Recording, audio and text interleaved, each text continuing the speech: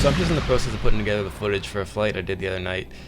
This lovely young lady has been a friend of mine for a long time, and she's deathly afraid of flying. So this was her first ride in a small airplane. Alright, you ready to go?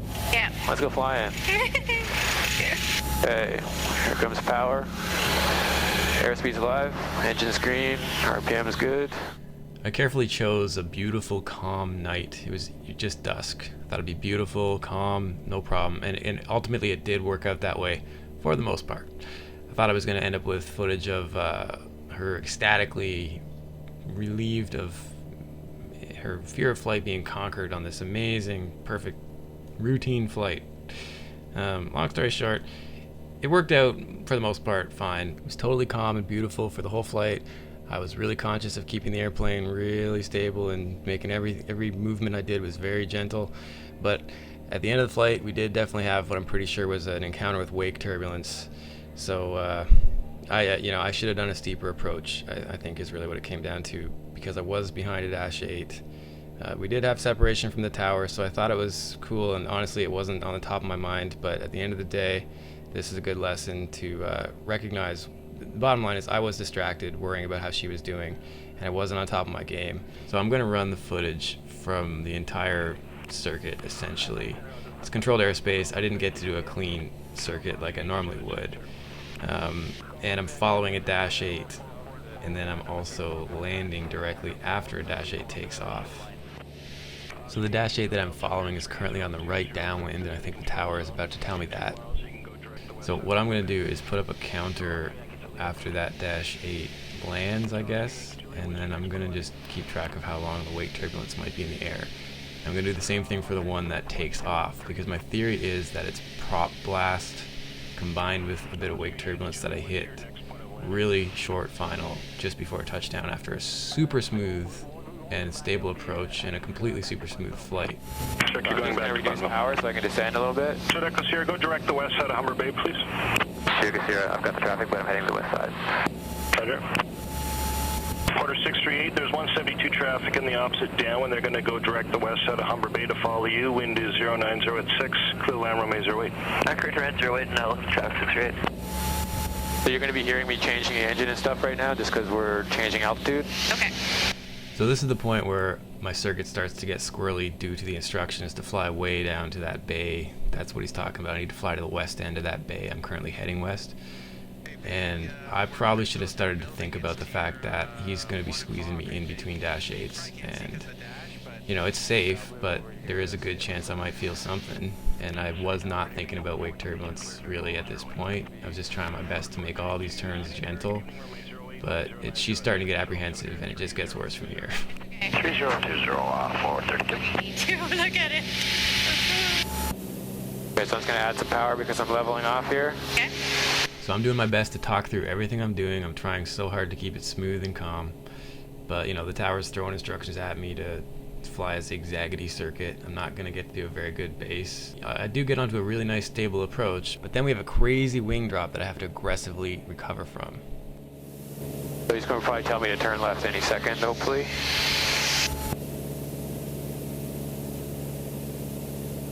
Sierra Sierra, you can go direct the threshold to your discretion to follow your traffic. Caution, make drones. Sierra Sierra with traffic, direct threshold. Sorry, I would have warned you I was going to make the turn, but I was drinking water. Remember I said I was expecting him to tell us we're going to turn left? Porter 432, number 3, follow 172 traffic on the left base. All right, number 3, looking for the traffic 432. So that's a Dash 8 that's number 3 behind me. I'm number 2 to a Dash 8 that's number 1 that's about to land. And before I land, he's going to squeeze out a departing Dash 8. So I'm definitely looking at, you know, I hear wake turbulence warnings all the time at this airport. I trust the separation, but I think this is probably one of those cases where I've been squeezed in. And, you know, there's a real risk for it. Not worry about here. Porter 659 off departure, flight runway heading, climb out above 4,000. Departure will be runway heading and on about 4,000 feet, Porter 659. Roger. Okay. You're good? Porter 432, sorry, we still don't have a 172 on base. Turbulence. Porter 432, your traffic smile, final spacing's good. All right, 432, thanks. So looking at the water now, it's a very calm night. That water's flat, and it's very clear that there's some wake turbulence showing up on the surface. And I should have noticed it, but I was distracted worrying about my passenger. So this experience was definitely a great one for solidifying how much worrying about a passenger can distract you from performing well. I was still safe, and it was a good flight, but there's no doubt about it, I was distracted, and it affected me. So I'm a little gutted that it didn't go perfectly, but it has been a great experience, and as I've been analyzing this, I'm starting to realize that I'm probably right, that it was wake turbulence that causes what you're about to see. So watch for it. Here it comes. Jet Echo Sierra, traffic's on the roll, wind is 090 at 6, clear land runway 08. Clear land 08, Jet Echo Sierra. So the departing traffic just went to full power about 15 seconds ago, and now it looks like the prop blast is showing up on the water in that dark semicircle there that's clearly growing. So I'm sure that's a big part of what causes the disturbance we're about to hit. Back Romeo Alpha. Don't worry about it. It's all good. Sometimes it happens close. So that was a pretty extreme wing drop. It was 30 seconds after the departing traffic and 90 seconds after the landing traffic, so probably was at risk of the wake turbulence and maybe a combination of prop blast, but on such a calm night with almost no wind, I can't imagine what else that would have been. Anyways, I'd appreciate thoughts on it, but as you can see, my landing was also not awesome because I was flustered by knowing how much that freaked her out. So I just want to look at that prop blast again. Here it is sped up 300%. It's going to back it up. But it's a really super flat calm night. I mean, that water is flat calm, and there is something disturbing it, and it's growing. You can see the dash 8's rolling. He's actually just taking off, so you can see the strobe blinking. I'm pretty sure that's prop blast. Never seen it before, but there you go. Anyway, here we are back to real speed. And there it is. That is quite a wing drop.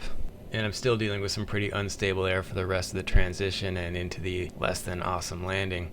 That's a heck of a way to end a fear of flying therapy flight, but hopefully I'll get her up again sometime. Yeah, well, what are you gonna do? Yeah. Sorry about that. That's just that little bit of turbulence there at the last minute sometimes. It's okay. It's shocking when it's such a smooth day, and then all of a sudden... Jet Echo Sierra, exit Foxtrot, contact ground 2170. Well, exit Fox, contact ground, Jet Echo Sierra. Have a good night. Night. So I appreciate any feedback on that one. And for other virtual ride-along flying videos, please hit me with a subscribe. Again, I'm just a private pilot. Been flying for a pretty long time, but don't get to fly all the time, so anything I can do to improve is my goal. So keep on flying while we work on keeping our flight chops sharp. All right, take it easy.